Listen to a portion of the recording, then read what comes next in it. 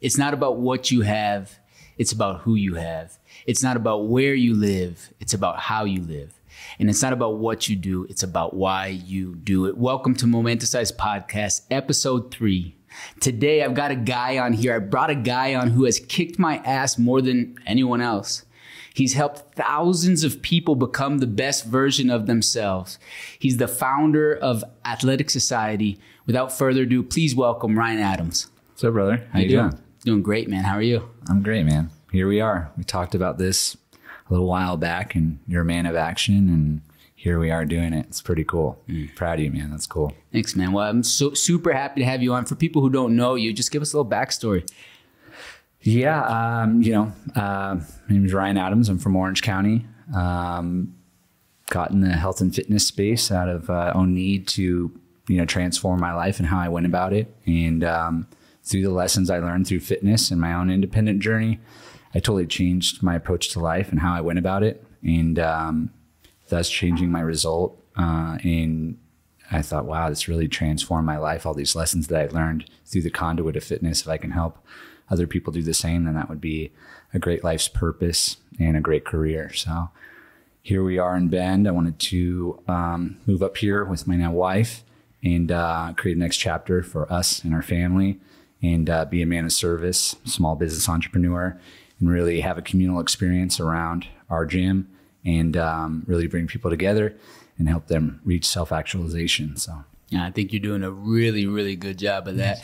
For those people who, are wanting to start their own business or who are thinking about it, talk to us about what that leap was like. Like you said, you were in Orange County. Yeah. And then you made your move over here. Talk to us about that.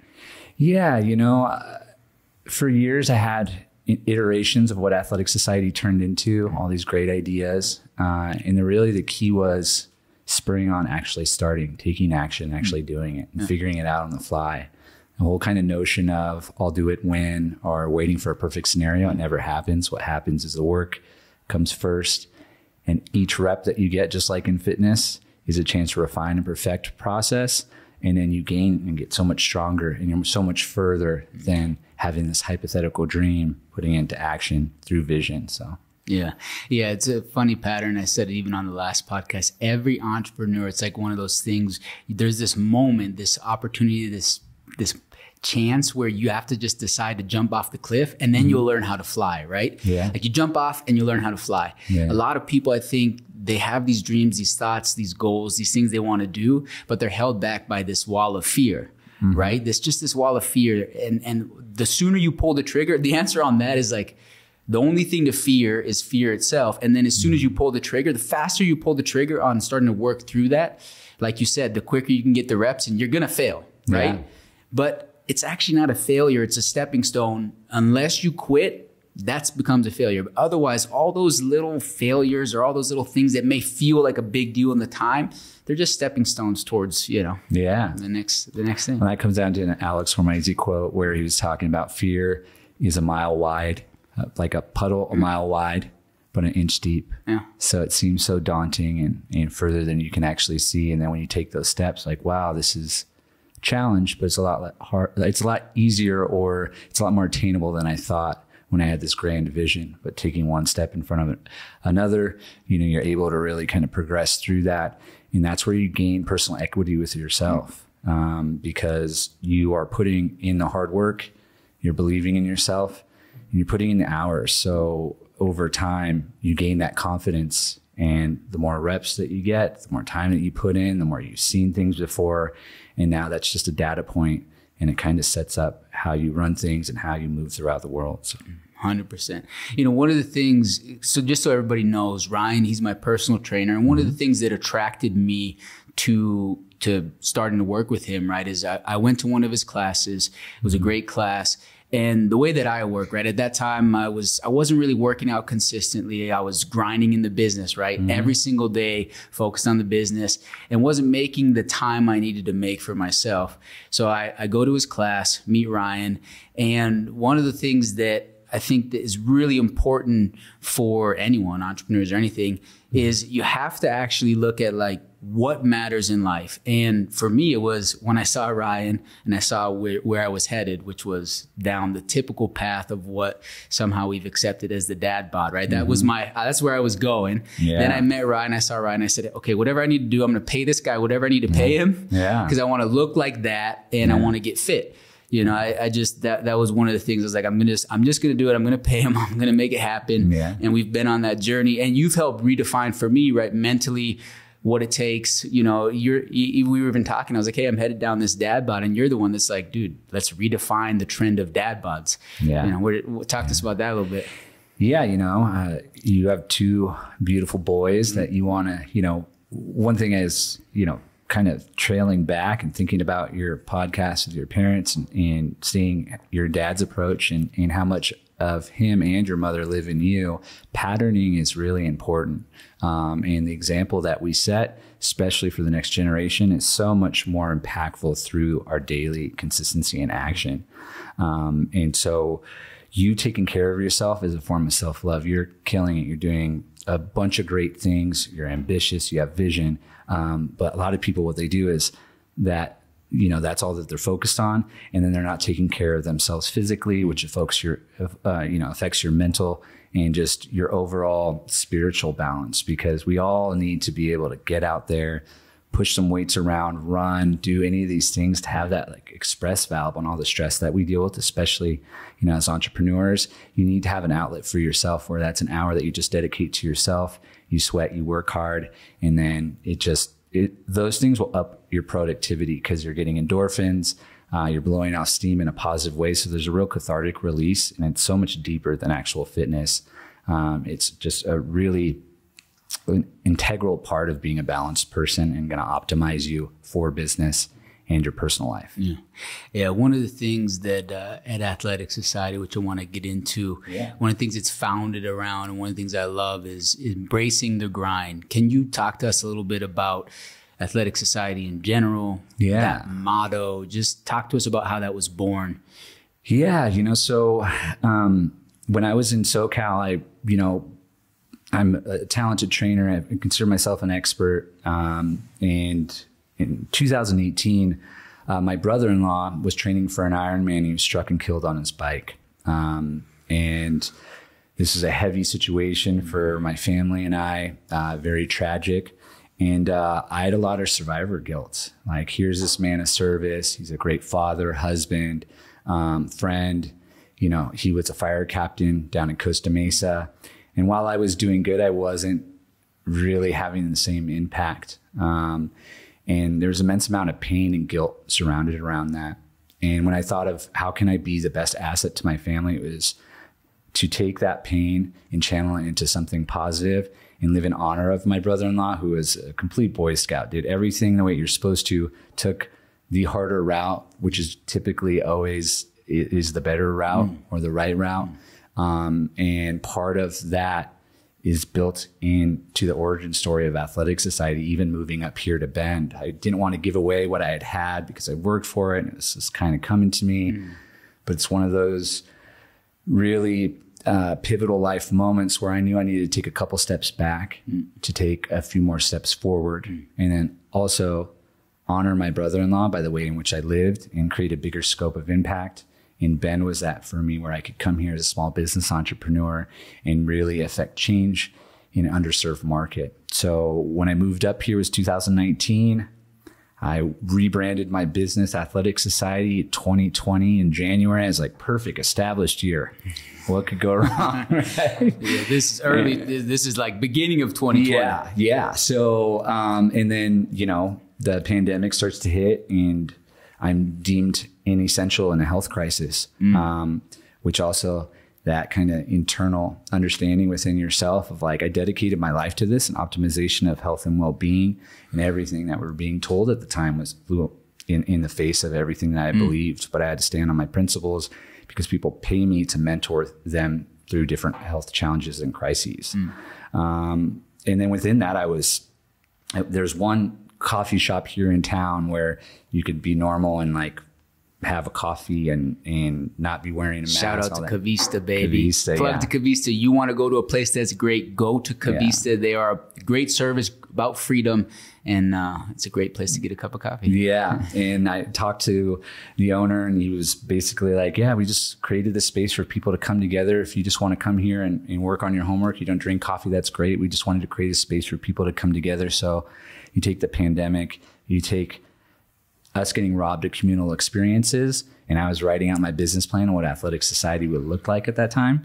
And it was incredibly impactful because I was like, all right, well, what do communal experiences all have in common, or what are the different things that we're no longer allowed to do? It really it gave us perspective on it. And it was like, whether it's churches, festivals, concerts, speakeasies, they're all utilization of light, sound, and atmosphere to give people a transcendent experience. And I was kind of thinking back to most gyms is like, why is every gym like you're walking into a Costco? It's no sex appeal. There's no intentional design. It's not really setting the tone. It's like, how do you get white guys with no rhythm to dance? You got to, get the music right. Folk set music, the lights bro. down. It's folk music, man. That's how you do it. So I wanted to create an atmosphere there. Also, the world was so weird. I was slinging fitness like a speakeasy, like under the darkness, right? So part of that inferred the design where right when you entered the door, there was a radius wall which cut it off. So because I didn't know if the world was going to stay weird, but I wanted a place where people could come together, sweat, and focus on their health and well-being.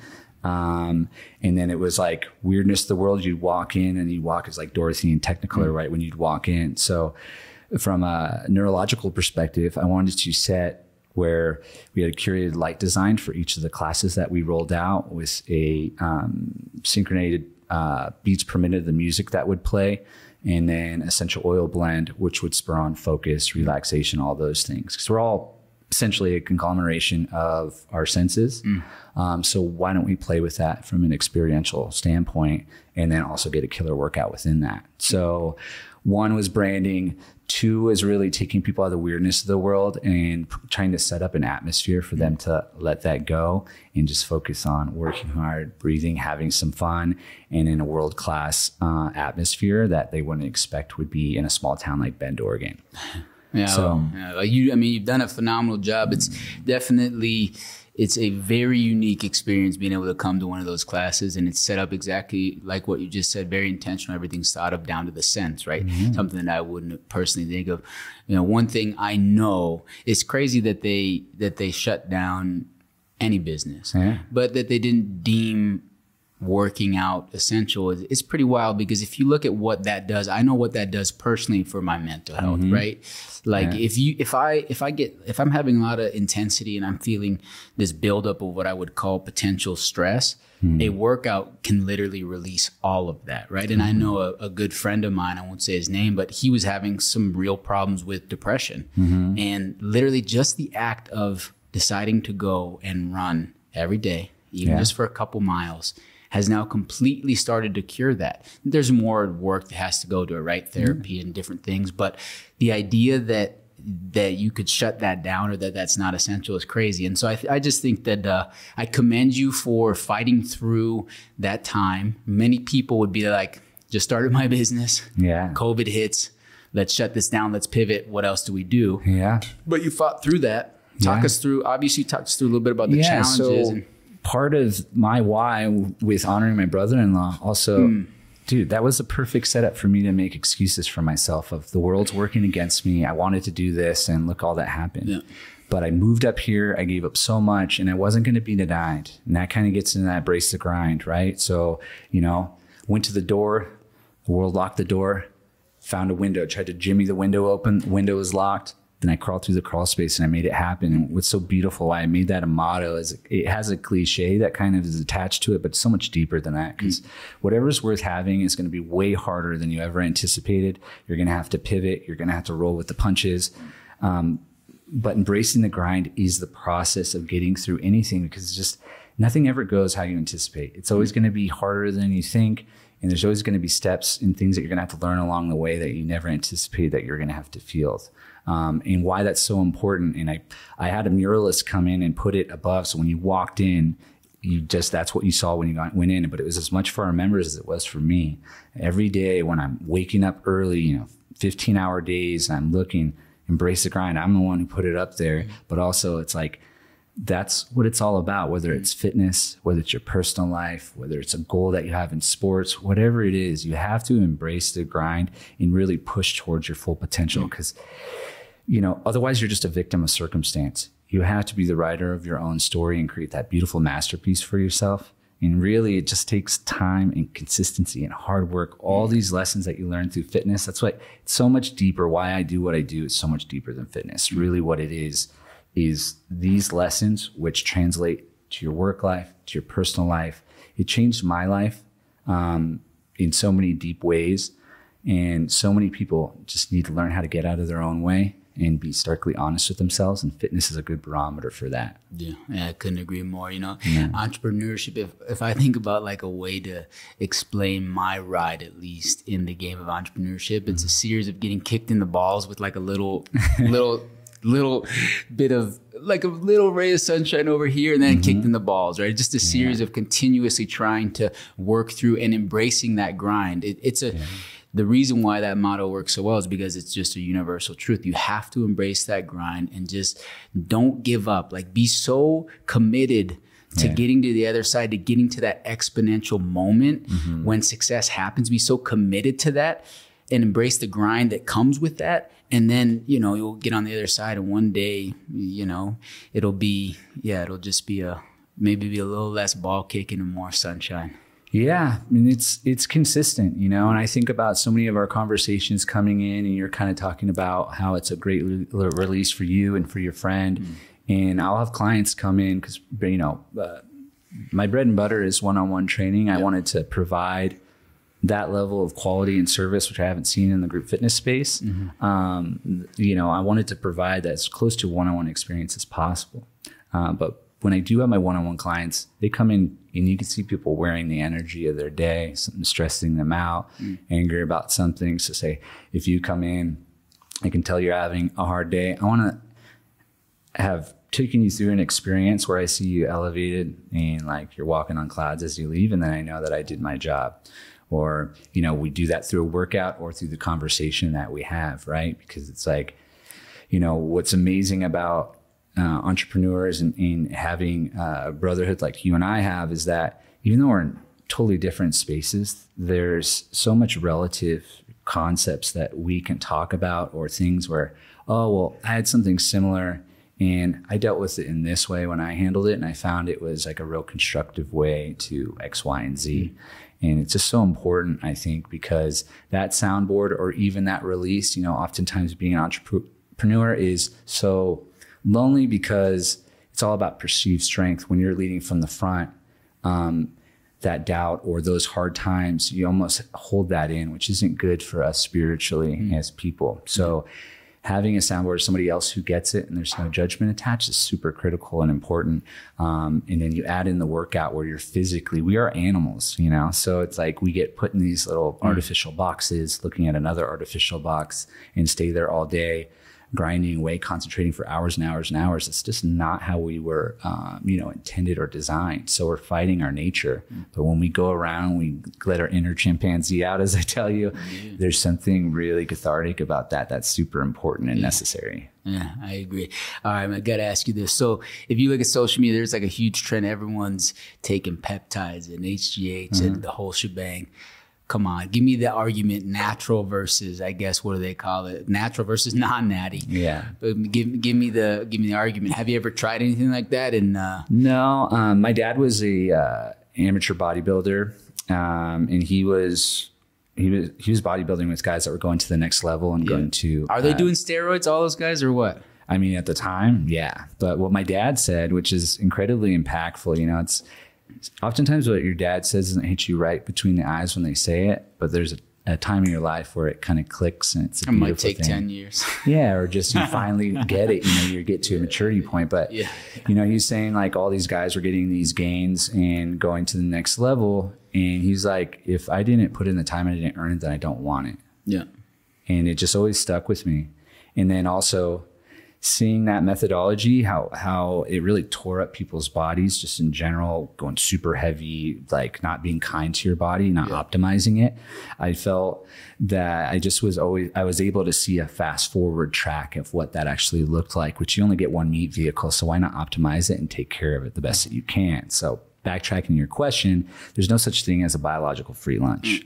So I saw guys, when I started working out when I was 12, my parents, it was like a thing that they did together. And then right when I was old, I think they even lied on my thing because you had to be like 13 or something so that I could go in. And I was able to see these guys by the time I was like 18, they already flamed out because what they did is they juiced. Yes. Yeah. They spiked all their natural production of hormones. And then, there's no such thing as a biological free lunch, so that for every action, there's a reaction. Now, in case of peptides, these things, especially as you age, there's a lot of favorable information about that. But I say, why not do everything naturally and optimize through actual nutrition and natural sources? And then as that doesn't work, then you can do some of the other things. So let's say I want to get yoked and I'm like looking at it and I want to get all the gains. I want to become as buff as I want to become. What are, like, the guys who are obviously doing the peptides, the steroids, et cetera, they've got the advantage. What are some ways for the guys that want to go natty to get big without going that route? What do they got to do? I mean, it's just dialing your nutrition and discipline and putting in the time.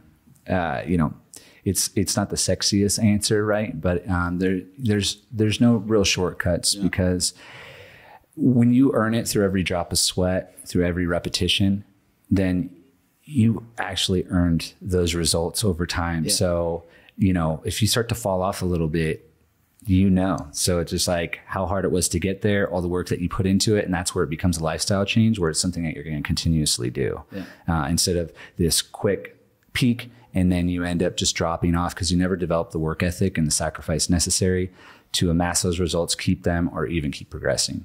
Yeah. Good. So natty's the answer is what I mean. Oh, natty, baby. Come on. If, like my dad said, if you didn't earn it, it doesn't want it, right? So, but also, we got to think about longevity and optimization over time. If you're in sick shape, but you're just in sick shape between 25 and 32, that's not really that impressive to me. When I see like a 70-year-old that's still, or even an 85-year-old that's still playing golf with friends or going out and shoveling their driveway, stuff like that, I'm like, that's what it's all about, because you can move. Also, those people, when you talk to them, they're still so sharp, their cognition, because they're complex problem solving with movement. And you see when people retire, there's a steep drop off in their cognition and neuroplasticity. But being active, computation at the speed of movement, these are all things which keep our minds sharp, our bodies sharp, and then our quality of life to exceed into the later years of our lives. Oh yeah, baby. One thing that you and I also connected on as we got to know each other, we both have dyslexia, which for me personally was an interesting thing. The dyslexia, I would read B's where there were D's, or I would read 3's where there were E's. And reading and school was very difficult for me because I thought a little bit different. I know that you had a similar challenge. Talk us through that and what was that like, having dyslexia? What was the school system like for you? And then as you got older and more experienced, how did you overcome those things? Yeah. So what's interesting about it too is I just remember you can call it, ancestral wisdom or something that my parents instilled in me that I couldn't even quantify myself at the time. But I was kind of labeled something. I held a lot of shame about it, and something that I had to work through self-improvement in my early 20s. But deep down, I had an inner sense of pride and confidence within myself that I was meant for more and something greater, even when my self-esteem was so low about it, because, you're thinking, so much of my personality, it was even developed through that, where it's like, oh, if I get asked a question I don't know it, kids laugh at me. I don't want to feel bad about myself. So why not crack the joke and make them laugh so they're laughing with me instead of against me? So where I might have a weakness, say, in my reading computation, what I wanted to do is I never wanted anybody when they're talking to me to think I was dumb. So I made sure my communication skills, my verbal was really up there. So if I heard a word that I didn't know, I'd look it up in the dictionary. for all you young kids, it's a big book that you can look up. And I would like start, dude, Chat GPT, bro. It's just, you're so old, bro. I'll use Chat GPT. But what's interesting about what you said, so there's different forms of dyslexia that I ended up learning through, you know, as I'd labeled ADD and things like that. It wasn't really hyperactive, but just like, you know, like most boys, if you're like doing something boring, not stimulating, they're going to look any other way because we're meant to play. We're little animals, you know? Yeah. So it's just like, there's so much more that people can learn. State-run education, you know, we can get into that, but it's just, there's so many ways to learn conceptually that are so much more impactful than like what they're trying to do in a lot of ways, which is create just employees kind of pushing paper from here to here, or do this study guide, then take this test, and then, you know, pass it off to the side instead of, you know, the leadership skills that I developed, even though I had, you know, a lower grade in the class. If we had a class project, I was always leading it. You know, these are things that I realized over time that I had something that was really more vital and important in leadership and in business, just by my personality, my disposition. And then within my dyslexia, you know, what was seen as a weak spot actually turned into my superpower, because my overcompensation with my verbal skills and how I communicated ended up being something that made who I am unique and one of my talents.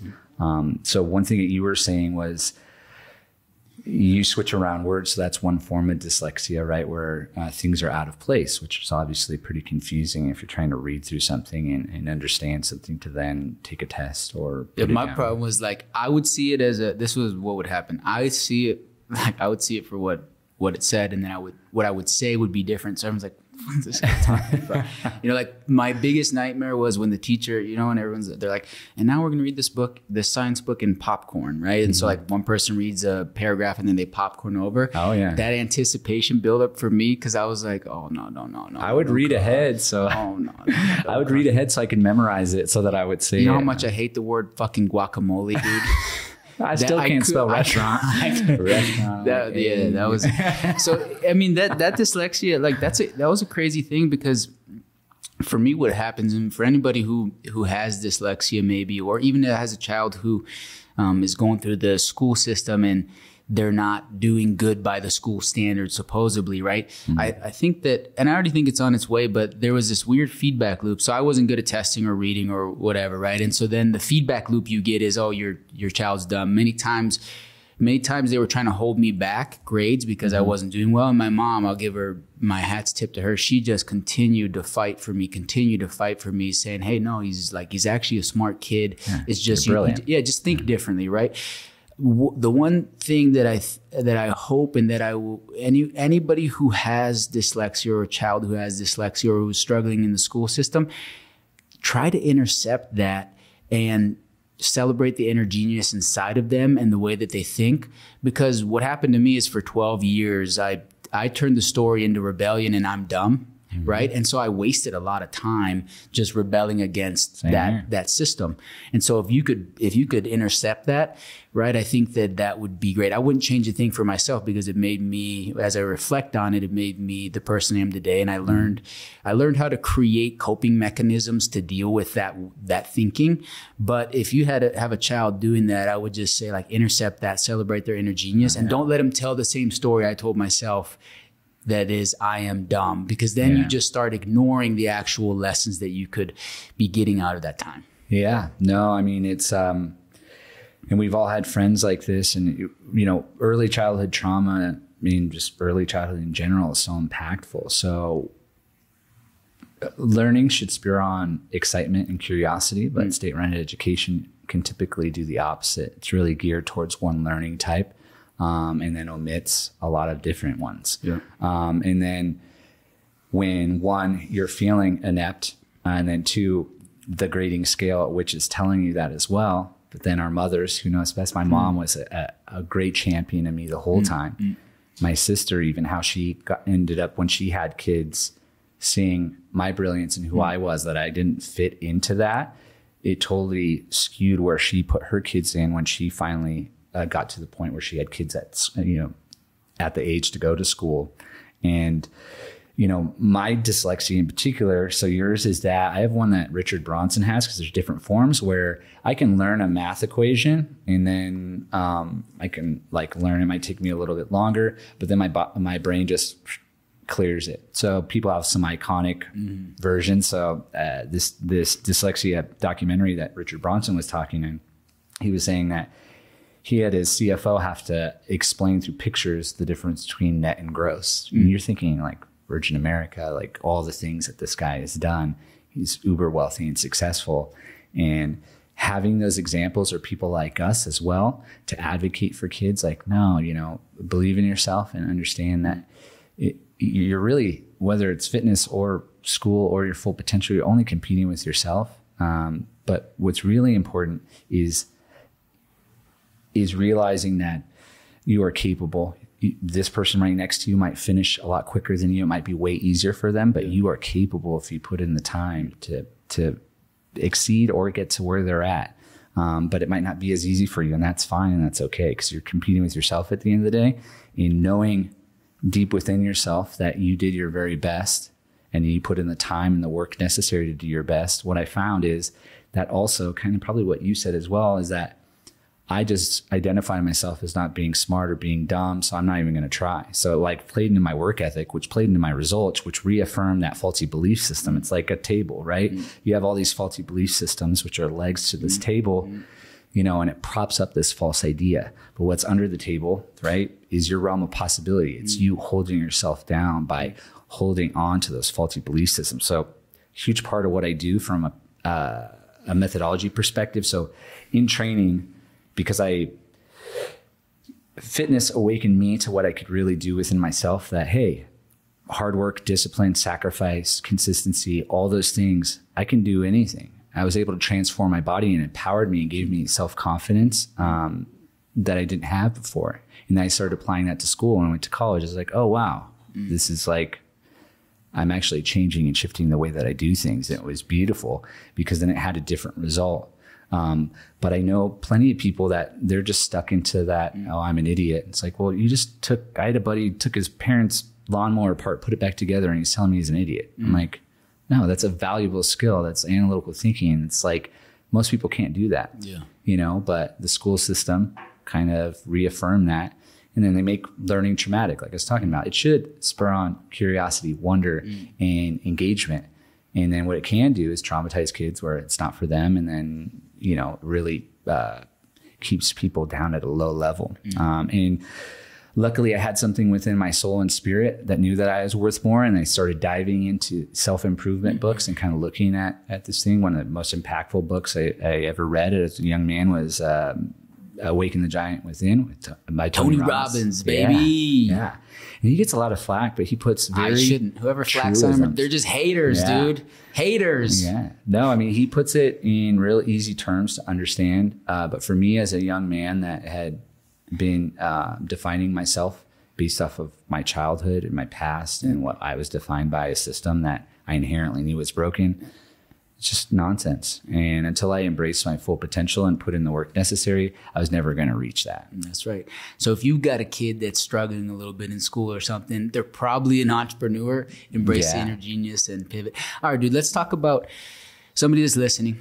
They're 18. They're similar, right? Let's say they have been using the gym as an outlet already, and now they have this entrepreneur spirit. They have a passion for working out, becoming the best version of themselves, etc. If they wanted to launch off and start their own thing, how would they do that in the same space you do? Like, where's the money made? How do you kick off? Talk to us about the business model of making something like that happen. Yeah, I mean, in reality, as a business owner in a training capacity, it comes down to embracing the grind of it all. You have to be the example for people. People can't do something at a certain time. You have to be available and be that example for them to shine through. Because especially in that space, people are looking to get out of it, surprisingly enough. Oh, you can't make it? Oh, perfect. It's like if somebody says, oh, hey, this came up. Okay, well, what about tomorrow? You know, and it's hard because that's a lot of personal accountability, but you have to exude that which you want to instill in your clients and your members. And then that engagement and that consistency and you leading by example will spur on that same behavioral pattern. Because a lot of people, what they'll do is they self-sabotage because it's daunting, a lot of the work. Consistency is hard. Doing the right thing is hard. So you exuding that example and living through that and then holding them to that same standard. It's a really interesting job in the sense of, especially on the one-on-one side, I'm dealing with a lot of people because it's a higher ticket price that aren't used to people telling them what to do. Mm-hmm. So I'm leading them. They're technically my boss, but I'm trying to get them a result that they're hiring me to. So it's a very gentle dance and a certain personality type. So learning all different aspects of business and communication, and then having a system that you can base out and show somebody, if you want to do high ticket stuff, I can get you from A to Z, and here's how we execute. Because people that are high level at what they do love high level detail. And I think when I went through my one-on-one stuff with you, you're like, I knew you were good by experience through the class, but your one-on-one stuff is dialed in next level. And I want to invest in that because really it's not a cost, it's an investment. So yeah. For a guy like me, right, when you get somebody like me, it's pretty dang simple. I make a lot of quick decisions around like, it's a time thing. I value time a lot. So if I can trade money for time to gain knowledge, to gain time, et cetera, I'm going to do it. So it's a very simple decision. What you said makes a lot of sense to me there. It's like, you got to lead by action. So if you want people to train with you, you got to look good. I remember being in school and like, I'd have a lot of friction with the PE teacher because the PE teacher is like way overweight, trying to tell me how to have physical education. So lead by example. Perfect. And then, like any business, right? It's all in your network. It's literally, doesn't matter if it's real estate or personal training or any business that you're doing, the start, the kick, the whole beginning is building a network around it. I think that's something that you do phenomenally, right? You're able to really connect deeply with people and build a network around you. So, well, what was beautiful about starting over and coming here, I basically grew up within 2 hours of where I lived up until I moved up here. You're a Cali boy, man. Yeah. So people knew me through a person by the reputation that I developed over time. When I moved here, nobody knew and nobody cared. But what I do is I put my ego down. I knew that I needed to over deliver and be overly gracious with my time. And yeah, some people might take advantage of that, but the right people will see that, recognize it, and proselytize or advocate for me and refer me, because people are always looking for people that are good, talented, passionate, and consistent. So you exude that which you want to cultivate. That's that law of attraction. That's that, vibrational frequency that you have coming back to you.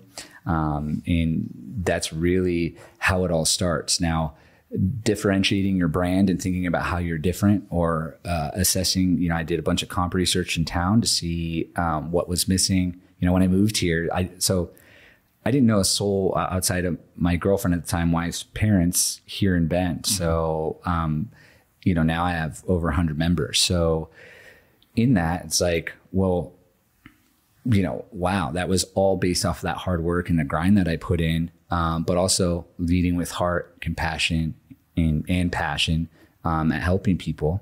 And then that really attracted all the right people in my sphere. Certain people would kick off that weren't, meant for me.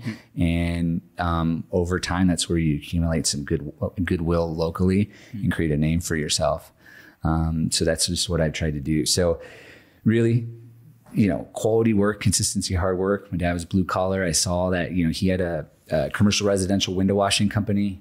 He would get off that physical job and then go right to the gym. He's consistent. He was always very even keel. So when I was going through a hard time in my early 20s, I was like, felt very erratic and not like I was going the direction that I wanted. And I looked for a blueprint and a pattern of somebody that exuded what I wanted to be like. I thought of my dad. I'm like, well, he's always very even keel and rolls with the punches, takes that as a what does he do that I'm not doing?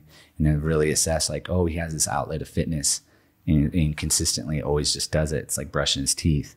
And so when I had those bad patterns, I wasn't happy. I leaned into, well, okay, instead of hanging out with buddies, like smoking weed in their parents' like basement playing video games, I was like, I'm going to go to the gym and work out and be good to myself. And that self-love, right? And then consistency. And then anytime that I missed that camaraderie or felt like I was going to go back into that, I just went back into constructive patterns to get me to where I want to go. And regardless of wherever I'm at, those lessons that I learned that changed my life, if I'm having a hard time or I feel like my frequency is getting lower, I'm not honoring myself at my full potential, I'll look at those components and be like, what am I not doing? Because when I'm dialed and doing right by myself and showing myself self-love in that way, all those things, your frequency elevates, you're happier, you have that outlet, and you're being disciplined, because freedom comes from discipline. It's not the sexy thing, but it is the truth. So you got to consistently put in the time necessary and fall back on being good to yourself, eating well, getting good sleep, exercising, having hobbies, and then leading with passion. Yeah. What do you say to somebody who looks in the mirror, they know that they're not at their full potential right now physically. They know they're not there. They know they need to make a change, but there's something that's just holding them back. What do you say to somebody? You know, in the fitness industry, so much gets equated as it's like a vapid aesthetic thing, what physical results are, but all physical results are, aesthetic results are just a physical manifestation of the work that you're putting into yourself. So it takes time to spur on adaptation to get physical change. And it's basically, you have one meat vehicle, you have neuromuscular communication. The more that you develop that neuromuscular communication, you develop neural pathways and you affect those muscle fibers. And over time, you get through the adaptation phase. When you get so proper form leads to proper activation leads to proper development. But it takes about 1,000, 2,000 repetitions of doing something correctly to awaken that neuromuscular communication. So it reminds me of your podcast with your dad about him talking about, I'm 19, I got a later start than everybody else. And a lot of these guys have been doing it since they were 10. So now I need to quadruple the work to put in and get those reps in, right? But what he did was he quadrupled that time that he put in. And then over time, it's that compounding effect of work. He had the passion, knew he was athletic, but knew he had some time to make up and some reps to get in. So the adaptation that you seek is much deeper. You need to look within yourself of what you're doing that's self-sabotaging and keeping you away from your full potential. Most people are, I want to do this, but they're not eating well. They're not taking care of themselves. And then of course you're not going to feel like exercising, right? It's like when we get done with the workout, even if you're hungry, you're like, well, I'm not going to go eat crap after I just like bust myself. I don't know. Sometimes. No, but it's just that self-love and that discipline and putting in the work is really, over time is going to give you your personal equity within yourself, a personal excellence. Because, many people live in, a life of silent desperation. I think that's a Thoreau quote. And it's because people aren't living up to their full potential. And some people might not have the gear, but I like to think most people do. In those quiet moments late at night, you know that you're not really fulfilling your full potential. And that can be torturous. So why not be the person that takes command of your life instead of being a victim of circumstance and really push yourself to personal excellence and be great. So I'll yell that out all the time in class. I'm sure they probably think I'm like, this guy's always saying the same thing. But the words that we say when we allow around our space and we consistently tell ourselves, it's super important. It's like if your best friend was the negative person that you sometimes, that negative self-talk in your head, you would never hang out with them. But yet you give them the most important 9 inches of real estate in your head, constantly talking you down. This is something you're really talented at. Your optimism and everything feeds and exudes through you, but it's also how you talk to yourself through challenges. And that's beautiful because that's the hardest part. Getting out of your own way, believing in yourself, but it's only through action. It's only through personal equity, through personal excellence and doing what you're supposed to that you get that. Yeah, you gotta stand guard at the gate of your own mind. You have to stand guard at the gate of your own mind because what you think about, you really bring about, right? That's a Tony Robbins thing. You have to stand guard there because it means a lot. One thought that it really fucks with me, to be real, is, and I can only put it in the context of something that I've recently worked on, which was alcohol specifically for me. This is just personal me, right? I know this information, so I know it's not good for me, right? I know now I went and listened and I learned about why it's not good for me. Yeah. But yet I would continue to do it, right? What an interesting thing. So like, I know it's not good for me. I know it's not actually making me become the person that I want to become, but I'm still doing it. And that cycle, that thought is pretty crazy to think about how that can happen, right? And it was for me on the alcohol, when I knew that, I knew it. And then I would say like, I know this, I'm not going to drink. And then the pattern of whatever, the environment, Christmas, whatever it was, right? Friends, it would still get in the way. So it's a fascinating thing to have something that's inside of you, you know, but then you still can't be disciplined to change it. And I hit a wall. Finally, I hit a wall, and I've made the changes, and it's completely changed things for me. But what a fascinating battle within yourself when you know you have the information. You know, you say you want to become this person, you know that this is holding you back, but you still choose to do it. You got to look at that and figure out, like, why is that happening to me? And then as soon as you actually are ready and you can, like, maybe you have to go through that pattern. Like, I think it took me months to get to the point where I was like, okay, now I'm done. Like, I'm done. Right. But as soon as you, like, actually remove that and you stop playing that game with yourself, then all of a sudden this huge wave of energy can come in. It just fascinates me, that thought, right? That we know something, yet we still, for some reason, behave the way we behave. And it's a crazy thing to analyze and try to break. Yeah, it's the power of a decision, but also being radically honest with yourself about things, that which serves you or doesn't serve you. But it gets deeper than that. Some of the things I worked, though, my degree that I ended up shifting to when I fell in love with training in college was sports psychology and coaching. Cause I'm like, I can get the nuts and bolts of a workout, but the most important aspect is, and the biggest predetermination of somebody's success or not had less to do with their age, sex, socioeconomic background. It had more to do with their mental makeup and their mentality and their approach. And I can help coach those things, but I wanted to know how I could resonate as a coach to resonate with different personality types and different learning types. It gets back into school with us. I wanted to be that teacher. It's like that teacher, you learn the same thing, or you were supposed to learn the same thing. It was taught to you 3 different times, but that one teacher put it perfectly where that analogy now sticks in your head. You'll never forget it. And that's where behavioral modification comes from. So, you know, it gets into our culture here in America, our reward system. Some people, it's food. So they'll all dive into people. If they're having problems with their weight, it's like, okay, well, depending on their cultural background and any background, really, how we share time, holidays, special occasions around food and drinks.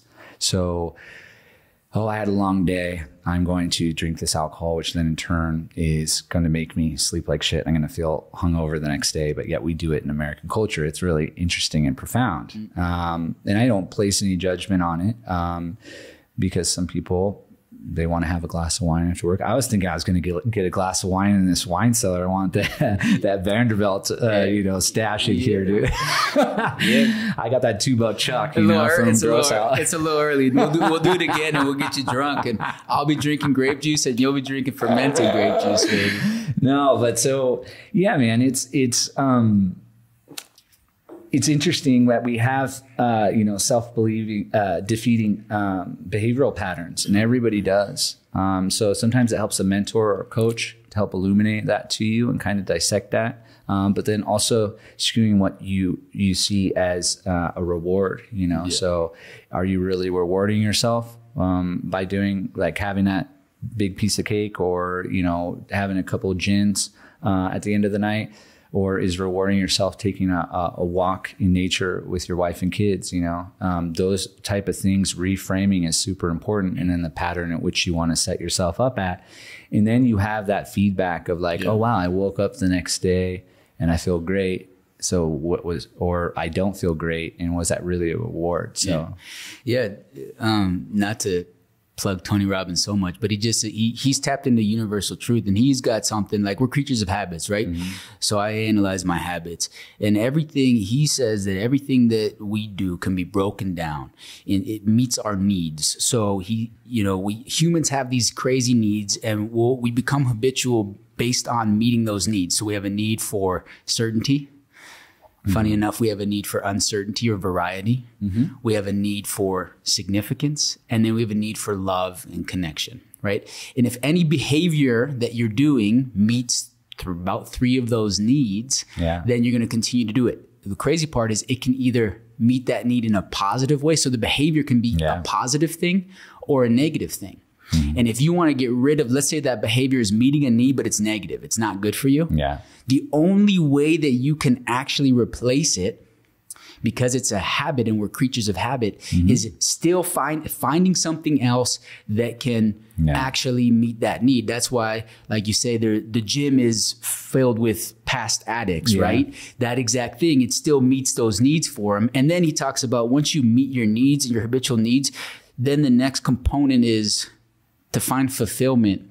He talks about that there's two things you need to work on to find fulfillment, and that is feeling like you're contributing to something bigger than yourself and to feel like you're growing. And, you know, when I look at all my habits, I try to analyze that and say like, hey, I know I'm doing this now because it meets a need. So how do I replace it? Like when I replaced alcohol, right? Which now I've done it. It's been great. And it's good for me. It's a day by day thing, but it's really good for me. But I had to do that. Like, it's exactly what you said. I would use it to take the edge off, or I thought I needed to use it to get social connection. Dude, you don't need that. You don't need, you just have to change your mind about it, right? You just have to change your mind and replace that need. And Tony Robbins has, if anyone hasn't dove into him, but they want to ignite self-development, Tony Robbins he's a phenomenal guy. And I think people should, he's changed my life, and I think people should study him. Yeah, well, and what he does is when you read it, you go, yeah, of course. There's the truisms, but he puts them in a really digestible, small, concise, impactful way, which you can take with you and really put it into your subconscious and enact that on the daily. So, yeah, it's, you know, we are all kind of artists which paint this life that we have in front of us. And we need to see and kind of be radically honest with ourselves, whether what we're doing is something we're kind of programmed or rewarding ourselves, right? You probably having that drink that you ended up realizing wasn't worth it was to de-stress. Well, would going for a run be a better de-stress? And I come back. Yeah. So, you know. And I also get high off that too, just so everybody knows. Well, my belief in things, and based on what I know about sports psychology, is that, you know, addictive behavior can be a superpower. It can be, you know, your Achilles heel. So that's what's made me great. I'm sure it might make you great as well, is that intensity or that obsessive nature of our personalities put into the right thing, funneled into the right energy, can be super impactful and powerful. In the wrong things, it can end up leading to your own death. So understanding that, hey, well, there's no just, hey, I'm now not an addict, you know, but if I can then have this addictive personality, but apply it to my well-being, you know, exercise, or running, or a sport that you really want to get great at.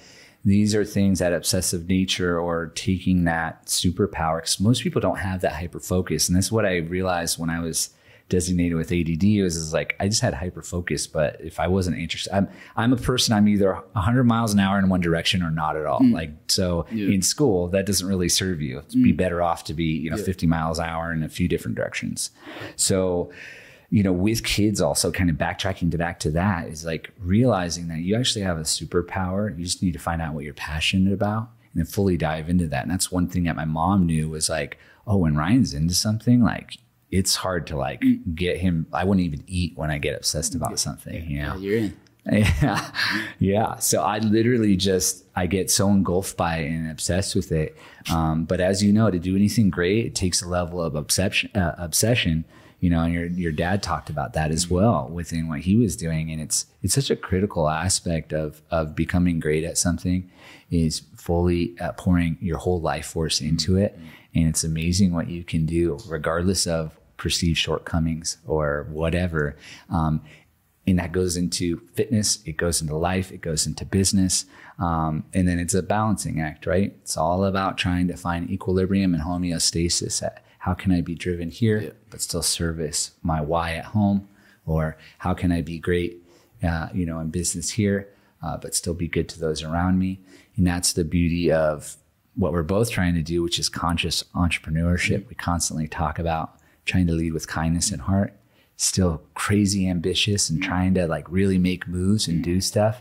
But how can we do that with heart and still be kind through it? And I really think this generation of males that are then going to take, you know, the mantle of entrepreneurship can really shift what monetary culture can be moving forward, because there's a real dog eat dog, humanity taken out of it, which I don't think is necessary and doesn't really spur on the type of positivity that commerce can represent. So I see that within you all the time with the kindness. I know you have massive projects that you're super stressed about, but one thing that you always kind of reaffirm through conversations with me and you say to yourself is like, oh, this is happening, but maybe I need to look at it this way. And then you have a soundboard of me like, what do you think? I'm like, well, yeah, no, or yeah, but maybe we could see it. Those kind of checking in with people and you even caring enough to do so is a beautiful thing, because some people are just, they turn into egomaniacs, or they're not really seeing about, okay, well, I got this reaction from somebody. I really feel I just want this out of this person and want what's best for them. How can I convey that? Still be firm, get what I need out of them, but do it with kindness where they feel loved and appreciated. And that's where you get retention. You get people that are stoked by the process and to work for you because they feel appreciated and respected. Yeah, I appreciate you saying that. My father, he taught me that everything you do needs to be a win-win or no deal. And I think that's business, that's relationships, right? It's win-win or no deal, because otherwise there's no longevity in any other manner. Yeah. So it's been a phenomenal conversation. For the Momentasize listeners, what's a book that's really influenced you? What's a book that's changed your life that you would recommend? Well, I touched on that Tony Robbins book, Awaken the Giant Within. Depending on where you're at, that one's just a great foundational book to kind of evaluate your own personal psychology and your approach to life and help you kind of evaluate yourself. Because a lot of us live in a fog of our own delusion, kind of lie to ourselves and rationalize things. But like I told you, in those quiet moments at night, you kind of look at yourself in the mirror and know. So that one's a great one. And then a book that I just got you, which is The War of Art by Stephen Pressfield. He did Chicken Soup for the Soul, Bagger Vance. But he wrote this book, and he was basically talking about the barriers of procrastination and ways that we're like waiting for the muse to start the work. And basically he was talking as a writer. Writers get caught up in waiting for the muse to come. But what he would do is every morning would treat it like any other job and write. And he was saying, some days I would just be all crap. But by me doing those reps and being finely tuned, that when the muse did come and meet me, I was a fine-tuned machine and was able to take full advantage of that. And then getting into how we utilize people, situations, and things to procrastinate, to stay away from the work that needs to get done, which is going to lead to the result that we ultimately desire. So that book, War of Art, is beautiful. It's contextualized by the name that it's about art, but it's about creation. That's the beautiful thing, kind of backtracking as well to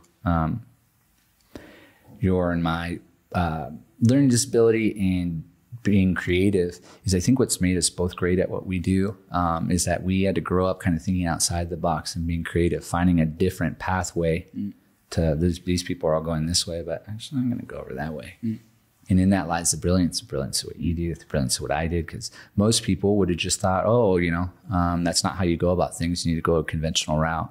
But that's where you can expedite what you're doing and do something great or do something unconventionally that really shifts the culture or the way that things are done.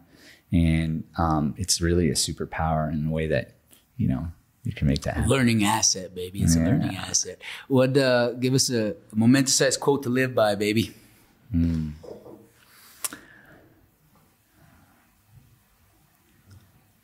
I thought that you were going to smash that one with embrace the motherfucking grind. Right? Go at a deeper level. Just, a quote, in general that's just coming to mind is that true self-love is doing the things on the daily to get to where you want to be, being good to yourself, putting in the work necessary, and doing the hard work that needs to be done to get there. It's easier to sit on your laurels and get what's coming to you. But if you're just waiting on what's coming to you, you're not going to get much. You got to go out and you got to hunt what you eat. You know what I mean? I love it. I love it. Well, for those of the listeners who want to get connected with you, who love the conversation, who want to maybe come see what it's all about, to be part of Athletic Society, where can they find you? Athletic Society Bend on Instagram. You can check us out there. There's some cool content. You can see how the gym is a bit different. And then athleticsocietybend.com. You can also check out our website. But yeah, that's how you can find us. Good, man. We'll link to the bio. Thanks for coming on. Thanks for pushing me every day. You know, it's kind of, you got to be a little nuts to pay somebody to kick your ass, but Ryan does a phenomenal job of it. Super grateful for our friendship. Thanks for coming on and sharing, and look forward to having you on again sometime soon. I appreciate you, brother. I really mean it. And I'm really proud of you and everything that you consistently do. You talk things into existence, put it into action, and you make it happen. And that's like really the key to it all. So I'm proud of you, brother. Appreciate it, man. And we'll see you on the next one, baby.